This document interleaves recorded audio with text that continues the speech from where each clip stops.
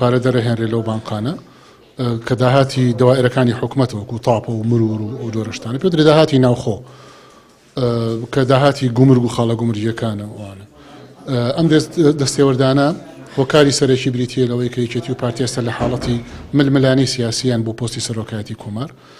و محکمەی اتحادیش بڕیاری داوە بە نادەستوری مامەڵە نەوتیەکان بۆی ترسیان لێ نیشتووە دەستیان گرتووە بەسەرەوە داهاتان لە بانکەکان و هەتاوە کۆم گەندەڵیانە ئاوا هەبێ لە داهات و لە خەرجیە ئەگەر نرخی بەرمیلی 90 ملیۆنی دۆلاریش بێت ئەوە دیار نابێ بۆ لەبەرەوەی کە ئێستا حالیان وایە 350 ملیۆن دلار هەموو مانگێک دەدرێ بە وەزارەتی دارایی داهاتی نەوتی تر داهاتی 90 ملیارێ دۆلارە داهاتی 91 دۆلارە هەر 350 ملیۆن دلار ئەدرێ کابێ وایە کابێ بەرزبوونەوە و کەمبوونەوەی نرخی بەرمیلینەوە هیچ کاریگەری نییە لەسەر داهاتی حکوومەتی هەرێمی کوردستان بۆ لەبەرەوەی گلە درێتەوە و لا ئەبرێ داهاتی فعلی هەرێمی کوردستان زۆر زیادی کردووە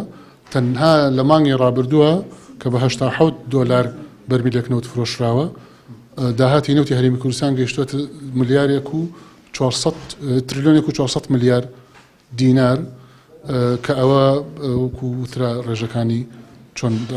دابەشەکە زۆری ناگەڕێتەوە بۆ حکوومەتی هەرێمی